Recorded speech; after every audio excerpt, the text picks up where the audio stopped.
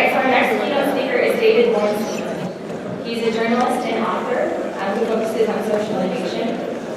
He co-authors the Fixes column in the New York Times opinionator section. He's co-founder of the Solutions Journalism Network, which supports journalists who report on constructive approaches to social problems.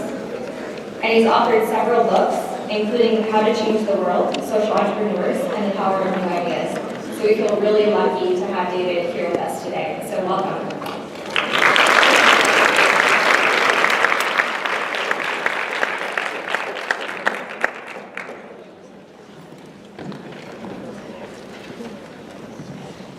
Thank you. Good to be here. Vanessa said to be vulnerable, so I'm glad I didn't do that interview. When I asked my wife to marry me, it was on a bridge. I thought it was really romantic. It was on a bridge in Paris, Pont Soudy, and I asked her to marry me, and her response was, I guess I have no choice. So that's a yes, right? So, I'm from Montreal. This is not bad weather. There's an expression in Montreal, there's no such thing as bad weather, only bad clothing. So, I graduated from McGill University in 1985, so 30 years ago. I studied business, I studied computer programming. It was the year that Windows was launched, so everything was changing. And my goal was to be rich and, just kind of own a Jaguar, essentially. But it's kind of amazing now to think back on what has happened over the past 30 years. And really, I mean, the world that you're inheriting or walking into is just astonishingly different. I mean, when I thought of my career, I had sort of four options that I toyed with. I was thinking of constitutional law. I was thinking of starting my own computer company or going into one, and perhaps going into medicine or being a writer. But that was it. Today, if you graduate, there's literally paradox of choice. You can be paralyzed because there's 1,000 things you could imagine doing. And the world has changed so much. I mean, I've traveled around the world reporting on social innovation for 25 years. And it's astonishing how many people around the world are starting organizations or changing institutions or government agencies to solve social problems. Paul Hawkins says it's the biggest social movement that ever existed. In a book he wrote called Blessed Unrest. And what has driven these changes is not a fad, it's deep historical forces.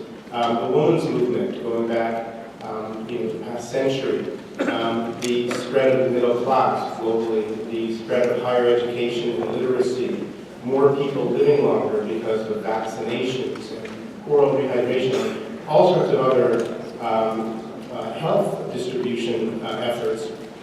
And then, of course, I haven't even mentioned the internet, the rise of global media, and the fact that everybody, we hear so much about what is wrong, and we also see so much more clearly the failure of institutions to deal with the problems. So you have this sort of convergence of many, many forces that has led to this time in human history where I would say that the biggest change is what you might call the spread of agency. The fact that there's more people, absolute people, and relative people around the world who can be powerful actors and can organize together in teams to be powerful actors than ever before. And the spread of agency is the most destabilizing force I think we see today. It's what leads to freelance terrorism, which is very destructive, extraordinary power in the hands of small groups of people. It's also what enables social entrepreneurs to go out and say, I'm going to change the world, and actually mean it. So this is the time in history, and I think we're sort of facing it's sort of a race about will the constructive freelance destabilizers or the destructive destabilizers sort of win? And that's kind of we want all of you in this room is a big vote for the constructive actors. I also think that we're in social change, especially in the United States and in certain other countries. There's a kind of enlightenment moment that we're living through, and I think that this is really the opportunity. And I kind of think of it like we're sort of going from bloodletting, and doing things that are almost magical thinking. Which, if you look at the war on poverty, if you look back and you read through things that people were often doing 40 years ago to solve social problems, they often had a lot of wishful thinking in them, without a lot of real understanding of the mechanisms of change. And I think we're going more towards sort of germ theory. And there's particular pieces of the Enlightenment that I think are your careers in social change. So one of them is just clearly the rise of the entrepreneur as a social, and the role of the entrepreneur in making social change. That's a recognition. Bill Drayton, who's speaking at 2 o'clock, is probably the most influential person in the world in helping the world to see that entrepreneurs are really important actors in building all kinds of institutions. I think that the next piece of the Enlightenment is just profound recognition, very recent, that we are not rational actors, that the rational actor model of man is sort of, or man and mankind, is just a myth. And what you see now, if you look around and interview lots of social entrepreneurs, I thought what Vanessa said was very, very important. If you actually look and talk to a lot of people solving social problems, you'll see patterns. And one of the most interesting and powerful patterns is how people are getting smart about behavior change. And you see it in health, in education, in the justice system, dealing with poverty. You can see it over and over and over again. Behavior change is almost always the last mile on any social change. And we don't have to leave it to chance. People are irrational, but as Dan Ariely has written, they're predictably irrational, and you can work with that. And that's a big piece. Another big change is what I would call sort of the end of pin factories, which is taking the quote from Adam Smith, that the division of labor is what leads to the greatest gains in productivity. It's really the pulling together things, as Vanessa said, the integrating functions we see now over and over. Social entrepreneurs who are actually pulling things together from across sectors, connecting the hospital to the housing department to the school so that the child with asthma actually doesn't end up in the emergency room every 2 weeks. So those integrating functions, and if you look at the field of social entrepreneurs, you'll see lots of people who are doing just that. And finally, just the role of evidence and evidence-based decision making, and particularly evidence not just for evaluation and for blaming or for defunding programs, but for actually improving them. Probably only about, according to America Cheese, only about 1% of government funding is tied in any way to evidence, right? So it's probably never going to be 100%, probably shouldn't be, but it should be more than 1%. And I think that there's a huge challenge in trying to make that happen. As I've been writing about social entrepreneurship, social change for the past 25 years, I find that there's certain kinds of stories that I end up being very, very drawn to, because I think that they capture something very powerful, a particular opportunity to really change society. 25 years ago, I thought it was microfinance because of the power of that model. 15 years ago, it seemed like social entrepreneurship was this idea. And one of the things that I'm looking at today, a lot of them have to do with systems of care, and particularly helping children develop into powerful people. And so, and particularly the area of child trauma, or what they call adverse childhood experiences, which is a far more prevalent problem than we realize. So I'll just give you an example of a story that I covered recently, and it sort of shows how we have to think about the connections between systems. So there was a little boy, he was 4 years old. He was sitting in his home with his mother and father, and they were watching TV, and suddenly the police burst in, broke down the door with guns, poles, and they arrested his father, who had been selling drugs. So they took the drug dealer away. So the next time that this problem was noticed by a system was when the mother gets a call that the son, the child who's 4 years old, is hitting other kids with trucks in his daycare center, is biting other kids, is acting out, throwing furniture, and then the daycare center, the early childhood program, has to essentially expel him. And we think that that's a crazy thing. Preschool expulsions are far more prevalent than K-12 expulsions. Some people say they're 3 times, some people say they're 13 times as common. But think of that, 4-year-old kids being expelled from Head Start programs, from daycare programs, things like that. This is a very common problem in the United States. So what happened? So the police came in. After they came in, the child was obviously quite traumatized. The mother went into a depression. For the next 2 months, she was so depressed she couldn't get out of bed. The plants started dying. Maternal depression, if you speak to psychologists, is probably the #1 form of child neglect in the country. It probably causes more childhood pain than maybe anything else. We think of abuse, we think of more, but just, and it's a very, very common problem. So now the police go in there, the mom gets depressed, the child is not getting, is not being able to cope with his fears and is not being tended to, and the preschool expels the child. Now, if you just continue with this and you don't do anything, this is what's going to happen is this kid is not going to be kindergarten ready. This kid will probably have problems in elementary school. Very likely will, be one of those underperforming kids who then perhaps drops out, perhaps later on gets involved in violence with the justice system, and then he gets arrested. Okay? And it just goes on. And this is kind of how it works. There's no, how do you interrupt this thing? And this is a problem that is, it's not only just a justice problem. We see this acted out in terms of sexual abuse on campuses, in terms of child abuse, familial abuse in the household, and of course in terms of how the prisons run and so forth. So what do you do about this? Well, it turns out that there's lots of people around the country who have very good ideas and powerful models that are interrupting this problem and all sorts of different intervention points. So just to give you one example, there's a program that is operating in Missouri through Head Start programs. It's called Head Start Trauma Smart. And what they do when this kid comes in, I'll call him Luke, who is hitting his friends over the head, or not his friends, he doesn't have friends, but is hitting the other kids over the head with a fire truck every time somebody takes his block. Okay, so what do you do with this? The traditional response is a discipline response. You take him and you give him a timeout, you get him to sit in the corner, look at the wall, perhaps you yell at him. That doesn't work.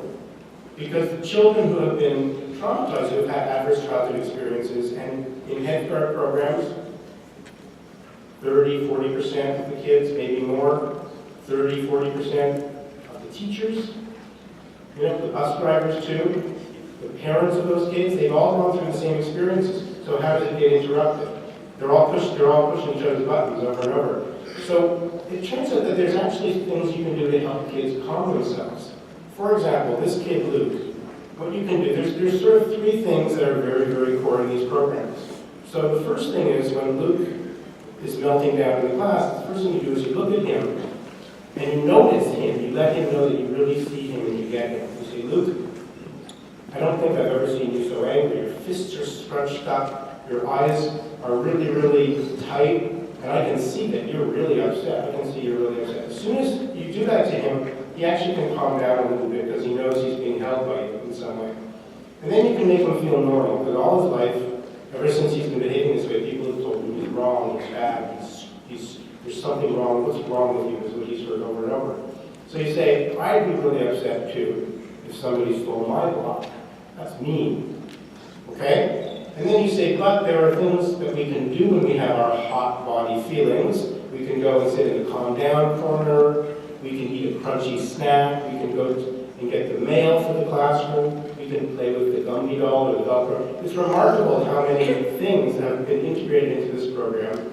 And when I spoke to the teachers and the grandparents of these children, often it's grandparents who are the primary caregivers, in this case, that they say, yeah, we used to have these meltdowns 3 times a day, and then it went to once a day. Now it's kind of once a week, maybe once, twice a week. For the first time, Luke has friends. He has 3 friends. He's actually he learns his ABCs because he can sit in the classroom and he's not hypervigilant, so he can actually pay attention.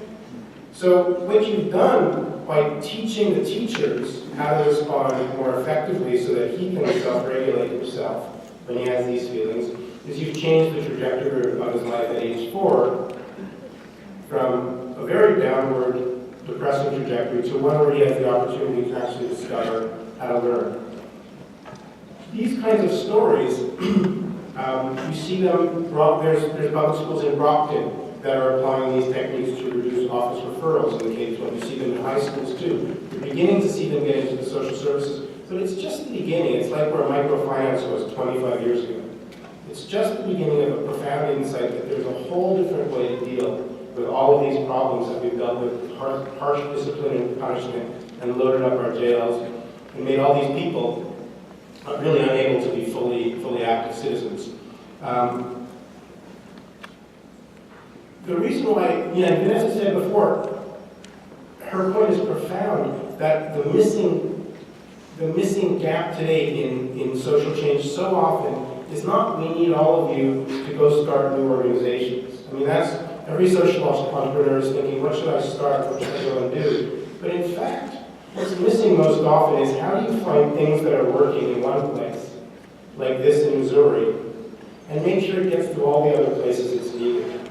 How do you, it's essentially an arbitrage moment if you think of it. How do you take something that's working very well in one place and bring it to another place where there's clearly demand for that, but that product doesn't yet exist in that place? There's a pricing gap or an opportunity gap. And I would say that that's the number one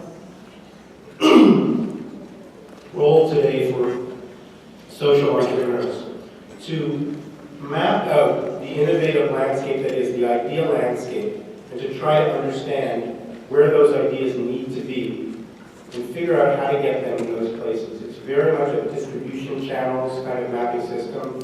It often requires entrepreneurship, in addition to entrepreneurship, in the sense that you have to integrate these things into companies, or into school systems, or into government agency or social service programs. That means working from the inside out. You can't do that by starting your own organization. You actually have to be inside the system.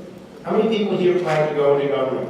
Put up your hand if you're heading for government.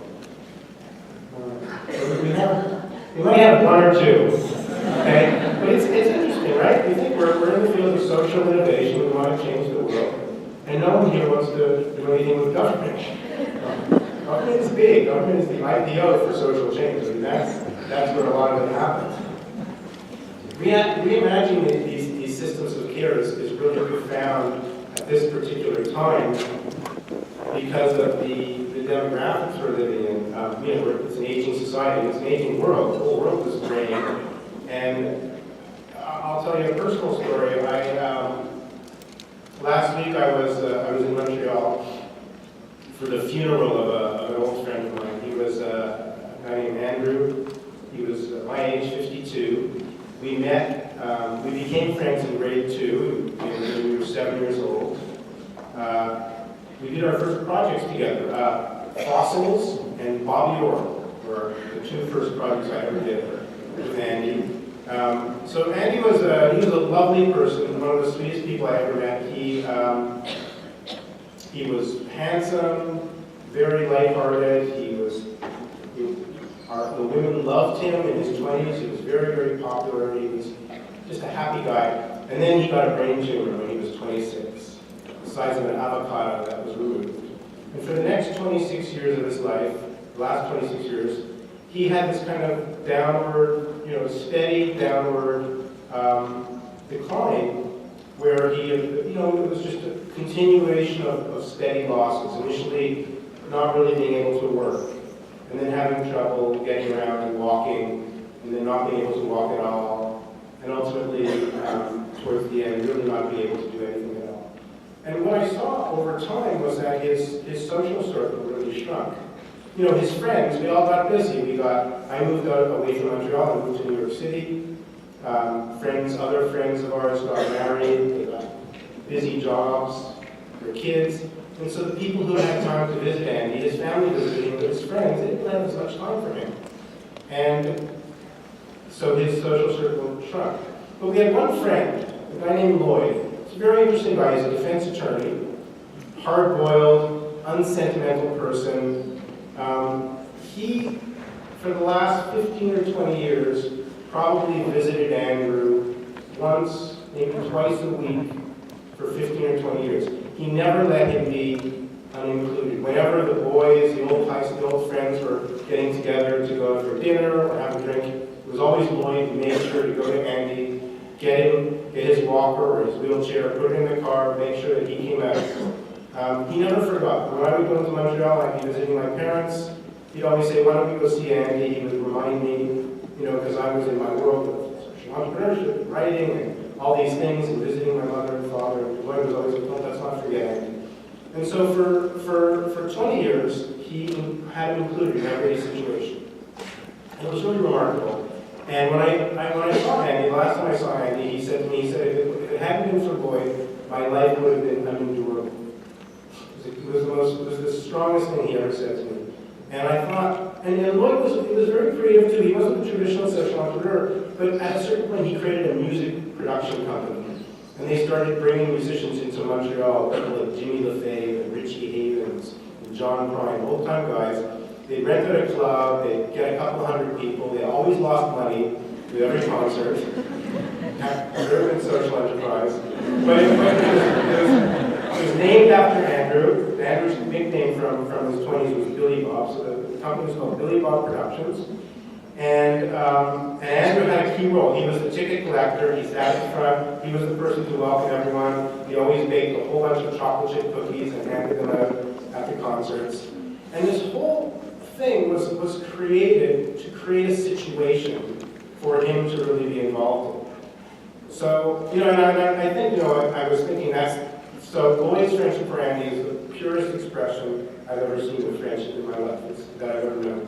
So it's true. But as I was thinking about it, in thinking about this talk, I thought, how do we systematize Lloyd? That would be the question for society, because there's lots of people like Andy out there in society. It's not just people who have disabilities from illness, it's just older people. People who are far away from their families. And by the way, this is the first generation of disabled people who will regularly outlive their parents. That hasn't happened before, so that's a qualitatively new problem. Okay, so what do we do about that? So, and this is the wonderful thing about being able to sort of write for a newspaper, and my job is to go and look for people doing creative things around new and emerging needs. So I've looked around the country. Who are the people who are trying to systematize the Lloyds of the world? And there are people out there. Sure enough, there's a problem social entrepreneurs are doing. And it's fascinating how they're doing it. And they've come upon the same exact insight that Lloyd did.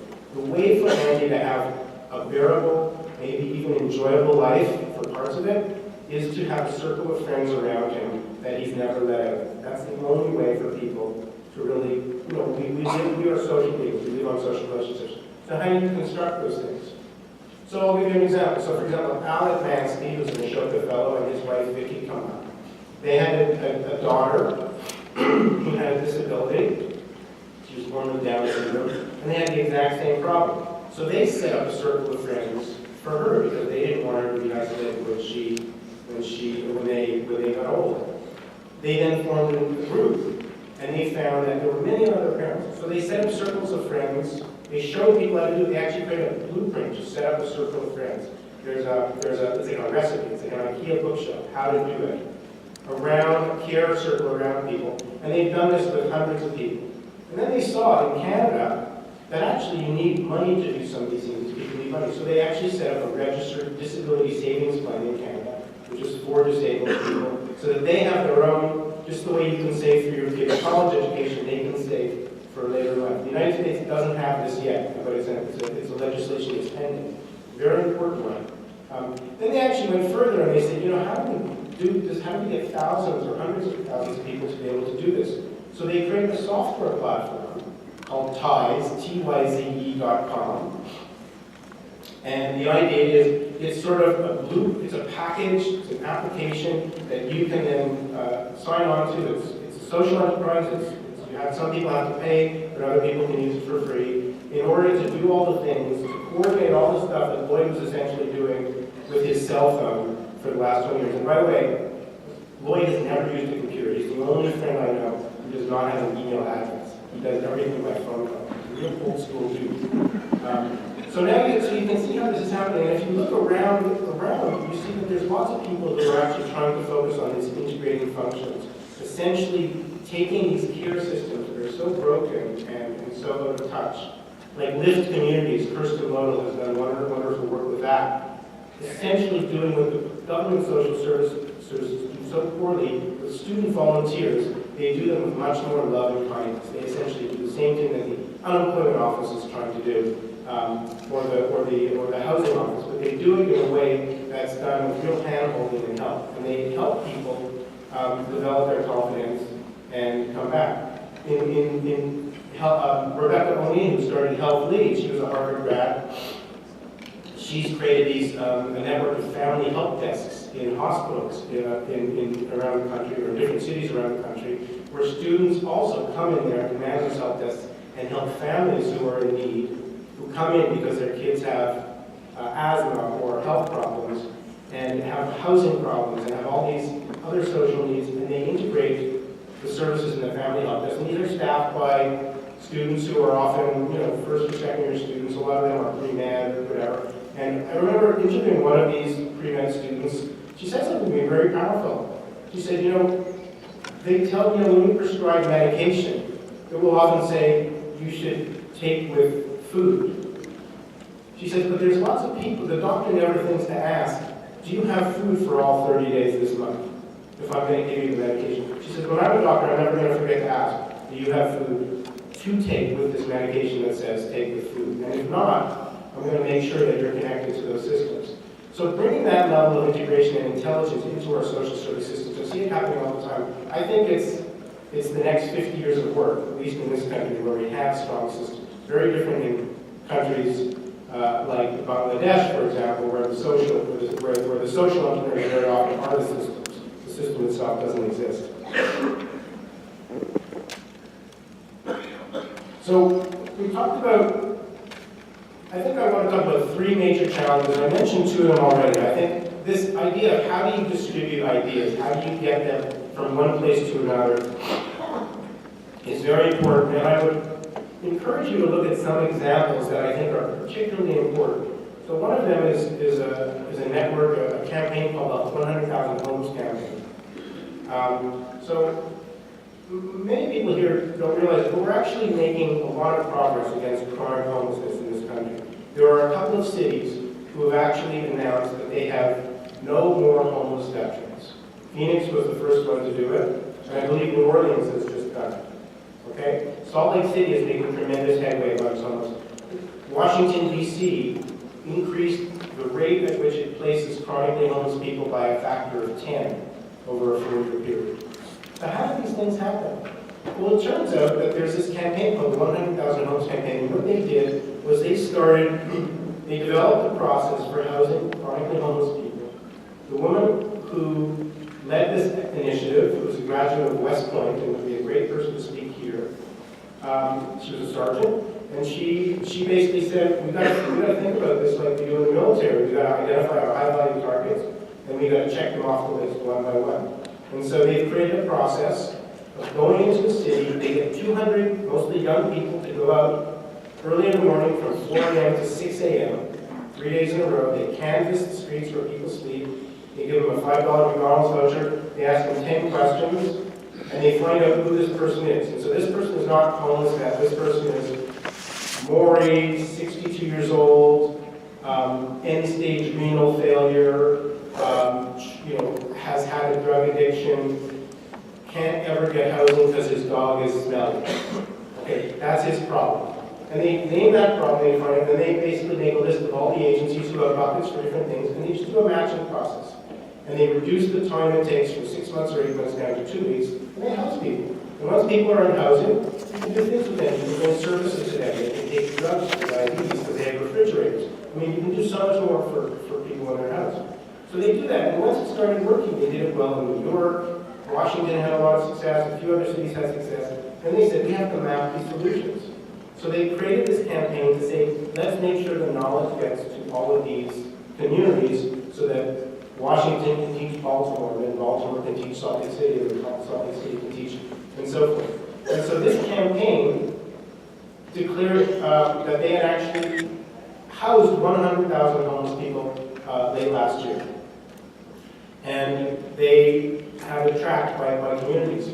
So now they're focusing the campaign on youth homelessness, which is a very different problem. Actually, in some cases, a more difficult problem. Chronic homelessness you would think is hard, but actually people who are chronically homeless it's usually easier to house them than it is oftentimes to solve family homelessness or youth homelessness. So that's a really interesting experiment. The same methodology was used, by the way, in the 100,000 Lights campaign, which the Boston-based Institute for Healthcare Improvement used to get hospitals, thousands of hospitals, to change practices to reduce patient deaths. Things like central line infections, which is a huge problem. So this is all behavior change, this is all practice change. So we're talking about how do you now take practice change in 1 or 2 places and get it to 10 to 20 to 40 to 50, okay, without being able to control those places. It's not like McDonald's or Subway where you can tell people how to do it. You have to be able to elicit them. You have to be able to elicit changes. I think it's the highest part today that I've seen in social entrepreneurship. And the final thing, the final challenge, and if anybody here has a solution to this, I think you have a great career ahead of you, is figuring out better ways to finance prevention, to create the incentives so that preventing the trauma turns out to be more cost-effective and more politically attractive than putting the person in jail 20 years later. How do you create those financial mechanisms? People are trying to do it with pay-for-success programs now for reducing recidivism and things like that. But I think that that's just the tip of the iceberg, and that's a lot of math. This is a very good place to be solving that problem. So I just want to talk for a minute before the questions go up. How many moments do I have before? 8 minutes, okay. Just a little bit about the journey. I think Vanessa and Alan really spoke to that, and I could have sort of just said ditto on my journey, from being, I started off as a computer programmer, I went into journalism. I didn't like it because I was always writing about problems, and as a computer programmer, I loved being a problem solver. But then I found that there's this way to practice journalism. I found people like Mohammed Yunus, Rami Bank. When I wrote about them, I became interested in how did they distribute the loans, how did they train their workforce. Then I was interested in why did this person become a social entrepreneur? Why didn't he just go out and make himself a billionaire, which he probably could have. And that led me to this question of what is a social entrepreneur, which led me to Ashoka, and then meeting Bill Drayton, and then interviewing 100 social entrepreneurs. And then I began to see that there's patterns to the way people solve problems. And then I started seeing there's so many stories to write about. We can't. There's not that many journalists doing that. If you open a newspaper, you can read the newspaper every day for 50 years and not know about what's really happening in terms of social innovation. It's a feedback mechanism that's totally broken. I think of it as really bad parenting. Like, journalists are really bad parents. We want our kids to grow up well, so we will point out their shortcomings and mistakes every morning at breakfast. It just makes no sense. It's a feedback mechanism that makes no sense. So that led me to think, like, how do we change journalism? And I don't want to just, I literally have a spreadsheet with 1,000 stories in it that are leads that I've gotten over the last couple of years. I mean, there's just too much. So how do we multiply the number of people doing what we call solutions journalism? So then it's been a journey of trying to figure out how to do that. So I started a website called Dowser to train young journalists in this methodology. Sort of worked. We did 800 stories, but I would say it was not a very good vehicle. We've closed it down. We went to the New York Times and we pitched them on a column around solutions journalism, thinking that the Times is an influential place, and that has worked well. That has had a fair amount of influence. We've been doing that for 4 years. And then just 2 years ago, we started a network with a bunch of journalists called the Solutions Journalism Network. And now we work with about 40 news organizations to integrate solutions-oriented journalism into their normal coverage. Now, all of this is, how do you fundraise? We have a team of 12 people. How do you manage a team of 12 people? I'm a writer. What do I know about managing 12 people? And how do you persuade other people to do things? And all these things. And as Alan was saying, throughout all of this, life happens. My son was born. I became very attuned to children and this question of what allows people to grow up healthy. I had 4 deaths in my family in a 4-year period. My mom, 2 very close aunts, my father-in-law. And that caused me to really get very introspective, and I started meditating, and I started thinking about why didn't I start this organization earlier? And it made me think, time is short. You don't know what's going to happen.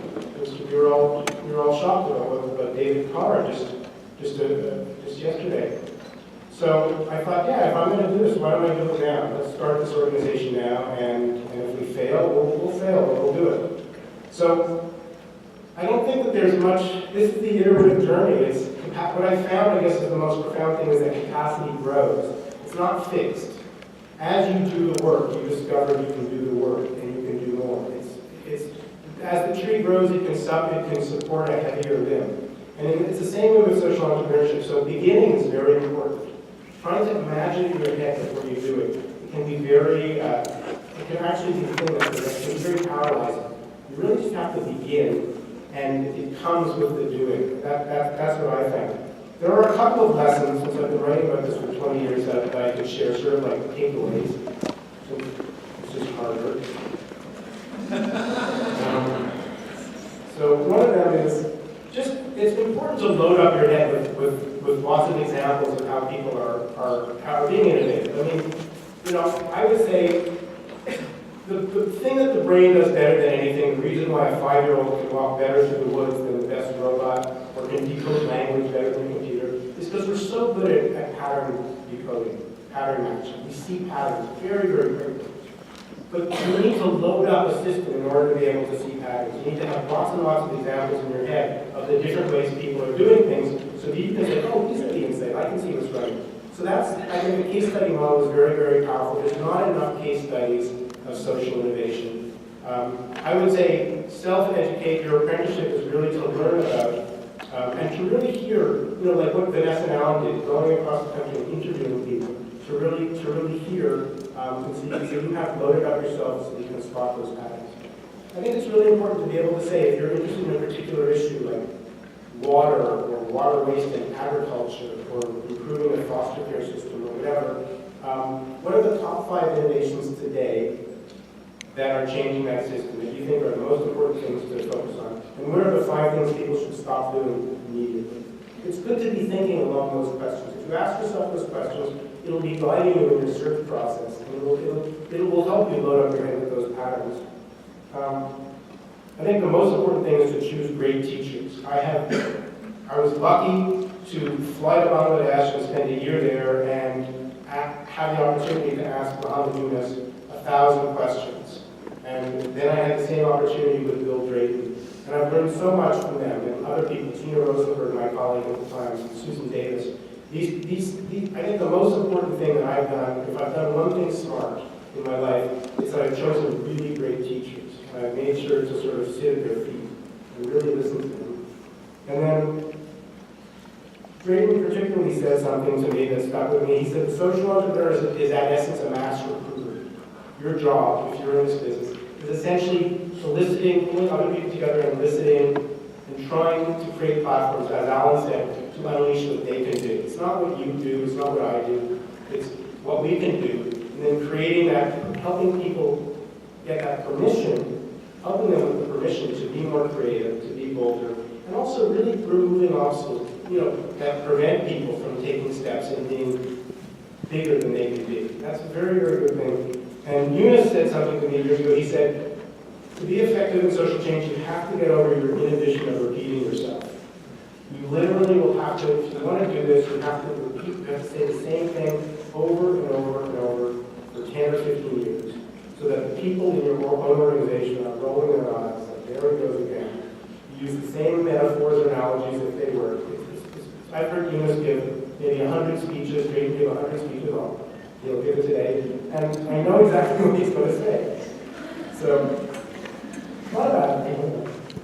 And then finally, it's everything, you know, the first word of this conference, intent, I think that's like 90% of the game, I really do. I think action and impact totally flow from your intention. Where I interview people and it hasn't worked, it is almost always, it's not because they didn't have the talent or they weren't charismatic enough, those things are way overrated. It's usually because they weren't operating from an honest intention. They weren't really doing it for the right reasons, which is to say, they might have been trying to please a parent in their mind, living their lives through their father's eyes or their mother's eyes or something. They might have thought this is kind of prestigious. This is the way the world is going. People are thinking this is kind of a cool thing to do now. The thing is, the reason why that leads to problems, there are a whole bunch of reasons, but the reason why it's very difficult to be successful if you don't have an honest intention is that creativity and social entrepreneurship comes from a persistence of looking. It's not eureka moments. And the persistence of looking comes from durable motivation. And the durable motivation comes from the fact that you're really operating from something that's really anchored deep in you. So it's all linked together. The intention is where the whole thing is born. And with that, I will end with a final quote, and then we can look at these questions. So, two that are really, I'm going to one from Mark Twain, which I love, which is Mark Twain. My life has been full of terrible misfortunes, most of which never happened. So this is true. So your mind will psych you out a lot. And then, and one from Francois de Saint-Exupéry, a single event can awaken a stranger totally unknown to us. To live is to be slowly born.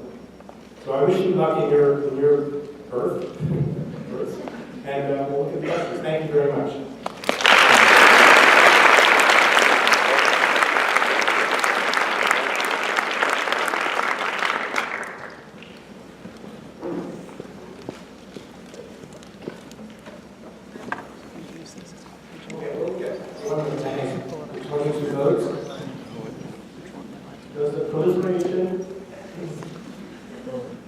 Does the proliferation of social entrepreneurship and startup make it harder for programs to be brought to scale?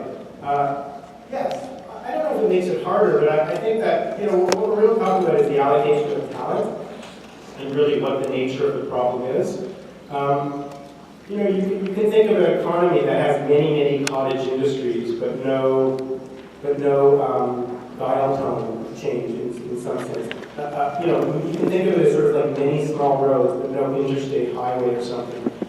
That's kind of what we have with a lot of problems. We have schools that, if you look at after-school programs around the United States and you average them out, according to the national study that was done, they're not effective. They're zero effectiveness. As a matter of fact, the average after-school program, based on the national survey, doesn't have any positive academic gains, but it actually causes behavior problems among girls. And that's what the national study says.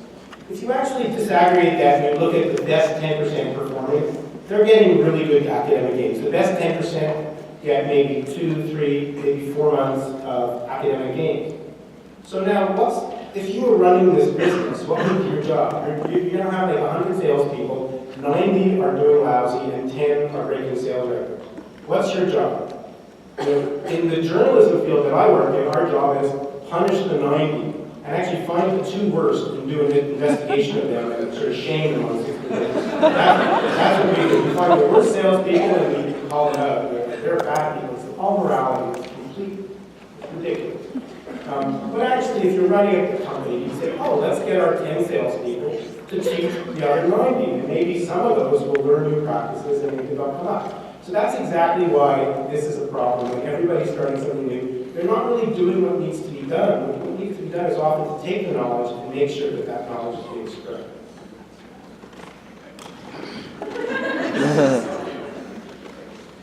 How do you make a profit helping kids like Luke? I suspect that there is a business model in serving. We know that there are business models in serving public organizations, right? Lots of companies do that, but prosper out. You can. That's maybe a dated reference. But basically, you could create a turnkey operation to actually improve the quality of teacher interactions with children in public school environments or in preschool environments. By the way, it's not just the Head Start programs. It's more concentrated in low-income neighborhoods. but this is a little disconcerting.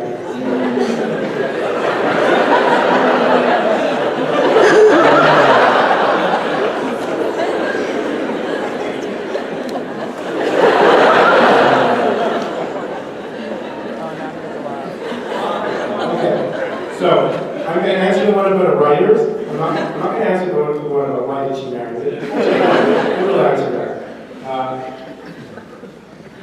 Because I really understood her, which is why I cornered her on a bridge in Paris, but she had nowhere to go. How do young writers get their work out? I think what Alan said before was profound. What I have found, I have lots of writer friends who are around the same age as me, and I'm amazed at people who have spent years writing for the New Yorker and the New York Times Magazine and Atlantic and having great careers now can't basically support themselves as writers. So that's really bad. Their careers have, and the ones who have terrific careers and have ample opportunities and sort of can't even keep up with them are the people who have decided that their job is not journalism, their job is knowledge. They're producing knowledge for society.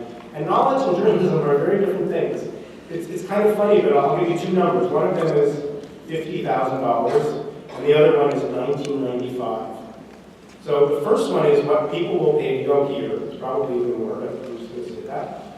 What people pay for knowledge, $50,000 a year or whatever, it's a lot. And the next one is what people won't pay for a subscription to a news organization. Okay? So people are investing enormous sums of money into educating themselves because they know that to be a powerful actor in the world, I have to be informed. I have to really understand things. My knowledge is essential. And they don't see that that comes from journalism. So they're not even willing to buy a subscription for the price of a glass of wine. Why is that? Because journalism historically hasn't produced knowledge. It has seen itself as watchdog. It's been mostly tunnel, very little light. You know, we say our tagline in our Solutions Journalism Network is less tunnel, more light.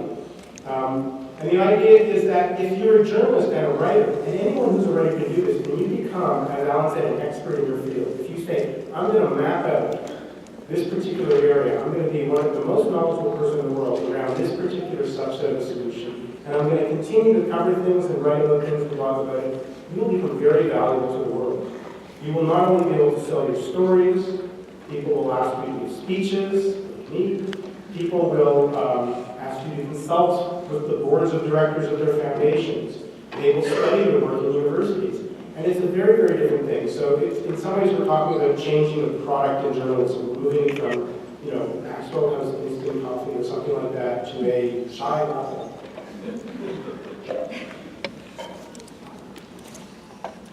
Okay, media. Oh, good. How do the media always looks for sexy solutions?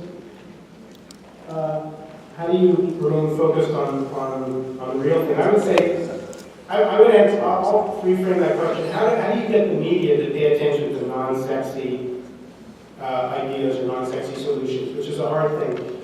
So I'm glad you asked that. That is exactly our, what is the word, our intellectual property at the Solutions Journalism Network. Very simply, most stories in journalism have historically been constructed around opposing sides in an argument. There's the people who are for it and against it, the Republicans, the Democrats, the climate change deniers, and stuff like that. And they've created a very, very limited storytelling model. Okay, it's almost like a portrait. Truth emerges through this dialect. But in fact, the most popular narrative form in the world is. Can anybody think what's the most popular narrative form in the world? Shout it out.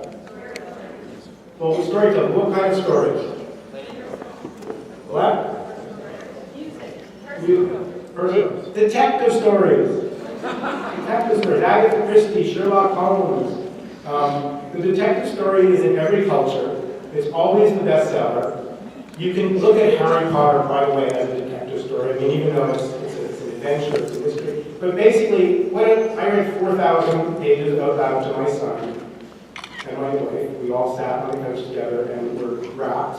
And why is it that we were completely hooked on this magnificent 7-part book? Because it just goes like, oh no, Harry's in a problem. How's he going to get out of it? Oh, that's cool. Oh no, Hermione's in a problem. How's she going to get out of it? And you just keep people wrong. I mean, how do people like House, TV shows like House and CSI, how do they, if you watch the first minute, how do they know you're hooked for the next 59? Because it's driven by curiosity. So the social change stories are howdunits. You can think of them as howdunits. Everyone who's working on solving a social problem is essentially creating a detective story. How do you help the kids with trauma? How do you get the teachers to change their behavior? You know, how do you do it? Once you've been able to do it and have great results, in one school. And you know, when the schools that kids do this, the kids have to, it's very clear quickly. The kids, the first thing that parents tell the teachers is my son isn't wetting his bed anymore, or my son isn't having as many nightmares. So it's very, very clear that it's working. So it's powerful. Then how do you get that into an answer? It's a very, very interesting storytelling. And I would encourage all of you, by the way, when you tell the stories of your organizations and try to get people to fund you or invest in you or to give you media attention, your how done it is your greatest story, because people start leaning in when you make them curious. So what did you do when you gave the workshop and none of the teachers actually showed up? How did you deal with that problem? You know? Well, the next thing we did was we started serving food, and then we came. I mean, there's always a very interesting set of how-to questions in any challenge, and it's powerful. One more?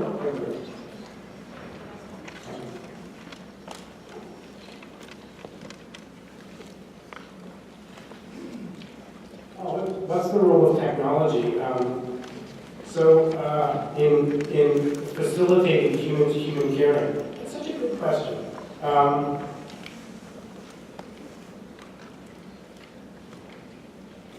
You know, I mean, I think in the end, it goes down to, you know, what makes Kindle sort of better than a book? Let's say, okay, for example. What's more usable? The cool thing about a Kindle is you can search, right? Search. You can type in something and it'll immediately go to the place in the book, rather than having to leaf through or do post-its. And I think ultimately technology is about finding, you know, the stuff that we have is about finding things, is about finding those connections that we're not aware of. So in this room, there may be, you know, for example, there may be 10 people in this room who have a situation in their lives that's very similar to my friend Andy. Friend of theirs, a family member. How do they find each other so they can actually share ideas? Maybe one of them has already created a circle of care around a friend, and they're actually doing something, they've intuitively done it. How did the other 9 find that out? I think that's where technology really comes in. It's a facilitator for finding the things, but then ultimately it's the step towards bringing people together and having that face-to-face. So, thank you very much.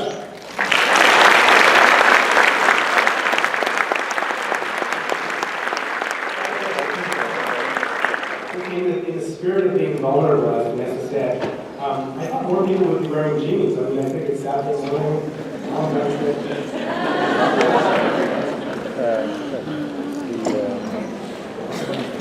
All right, thanks guys for all headed to Aldrich now. Programming and coffee. If you're going to the idea labs, we start at 11. Other programming starts at 11.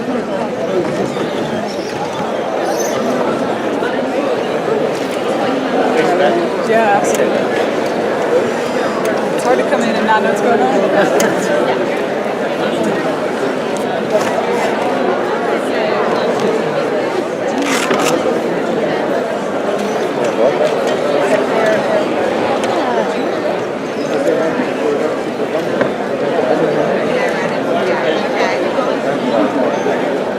Talk about waking up quick. Wait till you step outside.